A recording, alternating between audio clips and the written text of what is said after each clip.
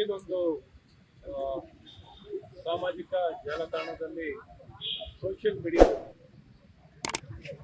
ಏನೊಂದು ರೀಲ್ಸನ್ನು ಮಾಡಿ ನಮ್ಮ ನಾಯಕರ ಮೇಲೆ, ಚುನಾಯಿತ ಪ್ರತಿನಿಧಿಗಳ ಮೇಲೆ, ಭಾರತೀಯ ಜನತಾ ಪಾರ್ಟಿಯ ಚುನಾಯಿತ ಪ್ರತಿನಿಧಿಗಳ ಒಂದು ವಿಡಿಯೋವನ್ನು ಮಾಡಿ ಏನೊಂದು ಆಪಾದನೆಯನ್ನ ಮಾಡಿದರೆ ಸೋಷಿಯಲ್ ಮೀಡಿಯಾ ಒಬ್ಬ ವ್ಯಕ್ತಿ ಈ ಕಂಟೆಂಟ್ ಅನ್ನ ಹಾಕಿದಂತ ವ್ಯಕ್ತಿಯನ್ನ ಮೇಲೆ ಕೇಸನ್ನು ದಾಖಲು ಮಾಡಬೇಕು ಮತ್ತು ತಕ್ಷಣ ಅದನ್ನು ವಿಡ್ರಾ ಮಾಡಬೇಕು.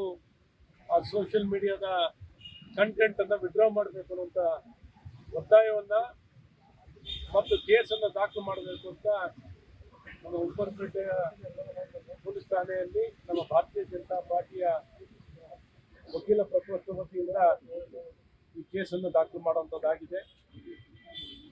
ಇವತ್ತೇನು ಒಂದು ನ್ಯಾಯಬದ್ಧವಾಗಿ ಭಾರತೀಯ ಜನತಾ ಪಾರ್ಟಿ ಹೋರಾಟವನ್ನ ಮಾಡಿದೆ, ಧರ್ಮ ರಕ್ಷಣೆಗಾಗಿ ಹೋರಾಟವನ್ನ ಮಾಡಿರುವಂಥದ್ದು ಇಡೀ ದೇಶದ, ರಾಜ್ಯದ ನಾನಾ ಭಾಗದಿಂದ ಪ್ರತಿಯೊಬ್ಬ ಕಾರ್ಯಕರ್ತನು ಇವತ್ತು ಹಿಂದೂ ಸಮಾಜವನ್ನ ಕಾಪಾಡಬೇಕು.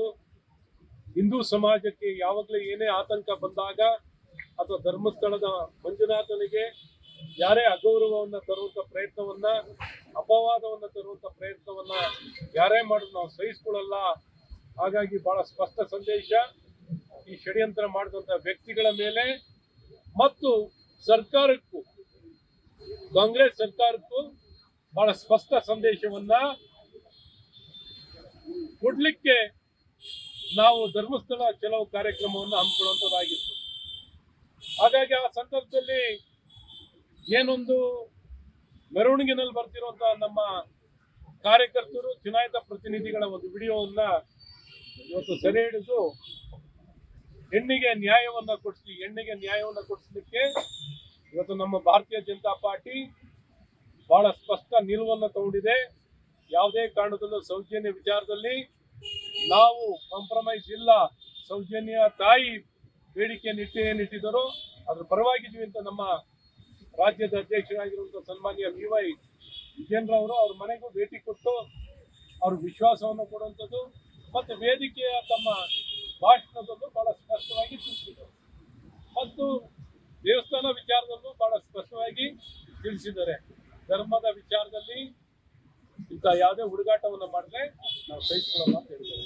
ಈಗ ನೋಡ್ರಿ, ಇಂಥ ಸೋಷಿಯಲ್ ಮೀಡಿಯಾದಲ್ಲಿ ಕಂಟೆಂಟ್ ಹಾಕಿದರೆ ಇದನ್ನ ತಕ್ಷಣ ತಡೆಗಟ್ಟಕ್ಕೆ ಸರ್ಕಾರ ಕ್ರಮ ವಹಿಸಿಲ್ಲ ಮತ್ತು ಗೃಹ ಇಲಾಖೆನೂ ತಕ್ಷಣ ಕ್ರಮ ವಹಿಸಿಲ್ಲ. ಬೇರೆ ಯಾವುದೇ ಕೇಸ್ ಇದ್ರು, ಏನೇ ಸೋಷಿಯಲ್ ಮೀಡಿಯಾ ಕಂಟೆಂಟ್ ಏನೋ ಬಂದ್ರೆ ತಕ್ಷಣ ಹೋಗಿ ಅವ್ರನ್ನ ಬಂಧಿಸೋದು, ಅರೆಸ್ಟ್ ಮಾಡೋದು, ಕೇಸ್ ದಾಖಲು ಮಾಡ್ತಾರೆ. ಆದ್ರೆ ಇವತ್ತು ನಾವು ಇಲ್ಲಿ ಒತ್ತಾಯ ಮಾಡಬೇಕಿತ್ತು. ಒತ್ತಾಯ ಮಾಡಿದ್ರು ಇವತ್ತಿನವರೆಗೂ ಇನ್ನೂ ನೋಡ್ಕೊಂಡಿಲ್ಲ. ಈಗಲಾರ ನೋಡಿ ತಕ್ಷಣ ವ್ಯಕ್ತಿ ಮೇಲೆ ಕೇಸನ್ನು ದಾಖಲು ಮಾಡಲಿ ಮತ್ತು ಆ ಸೋಷಿಯಲ್ ಮೀಡಿಯಾ ಕಂಟೆಂಟ್ ಅನ್ನ ತಕ್ಷಣ ತೆಗೆದುಹಾಕುವಂತ ಕೆಲಸ, ಕ್ರಮ ವಹಿಸುವಂತ ಕೆಲಸವನ್ನು ಮಾಡಿ ಅಂತ ಇವತ್ತು ನಮ್ಮ ವಕೀಲ ಪ್ರಕೋಷ್ಠದ ಮುಖ್ಯಸ್ಥರಾಗಿರುವಂಥ ವಸಂತ್ ಅವರು, ನಮ್ಮೆಲ್ಲ ಪ್ರಕೋಷ್ಠದ ಮುಖ್ಯಸ್ಥರಾಗಿರುವಂಥ ದತ್ತಾತ್ರೇಯ ಅವರು, ನಮ್ಮ ಬೆಂಗಳೂರು ಕೇಂದ್ರ ಭಾರತೀಯ ಜನತಾ ಪಾರ್ಟಿಯ ಅಧ್ಯಕ್ಷರಾಗಿ, ಬೆಂಗಳೂರು ಜಿಲ್ಲೆಯ ಕೇಂದ್ರ ಭಾಗದ ಅಧ್ಯಕ್ಷರಾಗಿರುವಂಥ ಸಪ್ತಗಿರಿ ಗೌಡರು, ಇನ್ನಿತರ ಎಲ್ಲ ನಮ್ಮ ವಕೀಲರುಗಳು ಎಲ್ಲ ಬಂದಿದ್ದಾರೆ ಈ ಕೇಸನ್ನು ದಾಖಲು ಮಾಡಲಿಕ್ಕೆ. ನಾನು ಸಹ ಇವತ್ತು ಇವರ ಜೊತೆಯಲ್ಲಿ ಬಂದು ಈ ಠಾಣೆಯಲ್ಲಿ ಸಂಬಂಧಪಟ್ಟ ಇನ್ಸ್ಪೆಕ್ಟರ್ ಜೊತೆಯಲ್ಲಿ ಇನ್ಸ್ಪೆಕ್ಟರ್ಗೆ ಈ ಕಂಪ್ಲೇಂಟ್ ಕೊಡುವಂಥದ್ದಾಗಿದೆ. ಕಂಪ್ಲೇಂಟನ್ನು ದಾಖಲು ಮಾಡಿ ಈ ತಕ್ಷಣ ಅವ್ರ ಮೇಲೆ ಕೇಸ್ ದಾಖಲು ಮಾಡಬೇಕು, ತಕ್ಷಣ ಆ ಕಂಟೆಂಟ್ ವಿಡಿಯೋನ ವಿಡ್ರಾ ಮಾಡಬೇಕು. ಲೇಟೆಸ್ಟ್ ಹಾಗೂ ಇಂಟ್ರೆಸ್ಟಿಂಗ್ ಸುದ್ದಿಗಳಿಗಾಗಿ ಬಾಸ್ ಟಿವಿ ಕನ್ನಡ ಚಾನೆಲ್ನ ಸಬ್ಸ್ಕ್ರೈಬ್ ಮಾಡಿ. ಹಾಗೆಯೇ ಬೆಲ್ ಐಕಾನ್ ಪ್ರೆಸ್ ಮಾಡಿ. ಇದರ ಜೊತೆಗೆ ಫೇಸ್ಬುಕ್, ಇನ್ಸ್ಟಾಗ್ರಾಮ್, ಎಕ್ಸ್ನಲ್ಲೂ ಮಿಸ್ ಮಾಡದೆ ಫಾಲೋ ಮಾಡಿ.